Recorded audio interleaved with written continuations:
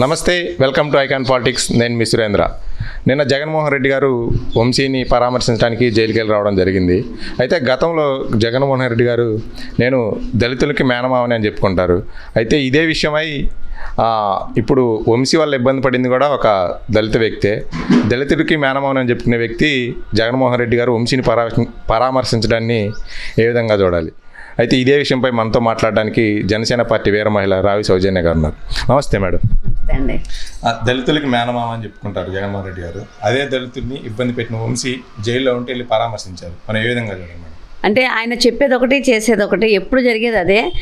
ఎప్పుడు కూడా దళితులకి నేనే అండగా ఉంటాను, దళితులంతా నా మనుషులు అని చెప్పుకునే వ్యక్తి మరి ఈరోజు అదే దళితుల్ని చాలా ఇబ్బంది పెట్టినప్పుడు మరి ఎందుకు వెళ్ళి పరామర్శించారు అంటే మరి దానికి క్వశ్చన్ ఏంటి అనేది మనం ఆలోచించాలి. ఎందుకంటే ఆయన మాటల వరకే మీరు గతంలో గత ప్రభుత్వంలో గమనించినా కూడా ఎంతమంది దళితులను హింస పెట్టారు. డోర్ డెలివరీ చేసినప్పటికీ కూడా వాళ్ళని సమర్థించుకొచ్చారు. అలానే సుధాకర్ గారిని ఏ రకంగా హింస పెట్టారు, శిరోమండం విషయంగా ఏ రకంగా ఉంది. ప్రతి అంశం కూడా దళితులకి నేను అండగా ఉంటాను, దళితులకి నాకు సొంత మనుషులు అని చెప్పుకునే వ్యక్తి ఏ రోజు దళితులకి అండగా లేడు. దానికి నిరూపణగా ఈ రోజు కూడా అండగా లేకుండా వెళ్ళి వంశీని పరామర్శించి వచ్చాడు అంటే అక్కడ సత్యవర్ధన్కి ఏం తెలుసుకున్నారు అంతే కదా. ఇప్పుడు ఈ గవర్నమెంట్ వచ్చినాక వాళ్ళు తెగువ చూపించి ఈ పని చేయటమే తప్పు.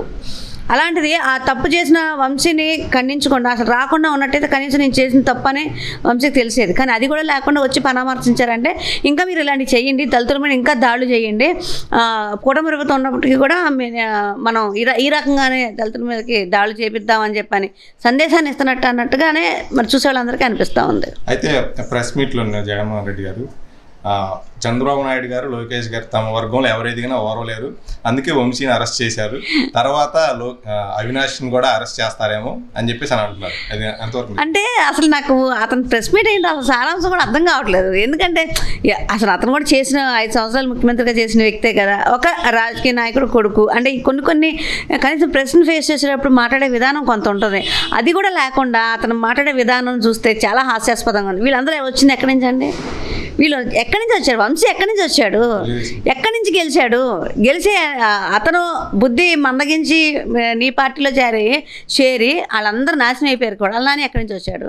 వల్లభనేని వంశీ ఎక్కడి నుంచి వచ్చారు? వీళ్ళందరూ ఎదిగిన తర్వాత నీ పార్టీలోకి వచ్చి నాశనం అయిపోయారు. ఈరోజు వాళ్ళ యొక్క అంతాన్ని వాళ్ళు రాసుకుంటున్నారు. అంటే అంతం అంటే నేను రాజకీయ అంతాన్ని వాళ్ళు చేతిలో రాసుకున్నారంటే అది కేవలం నీ వల్ల రాసుకున్నారు, అంతేగాని చంద్రబాబు నాయుడు గారి వల్ల కాదు. చంద్రబాబు నాయుడు గారి పార్టీలో ఉన్నప్పుడు వాళ్ళు చాలా మంచి పొజిషన్లో ఉన్నారు, చాలా ఎదిగారు కూడాను. అలాంటిది మరి అది మర్చిపోయి మాట్లాడతాడా, లేకపోతే గుర్తుండదా, లేకపోతే అసలు అది ఆ మనిషి సైకోం లాంటి మనిషి అనేది నాకు అర్థం కాదు.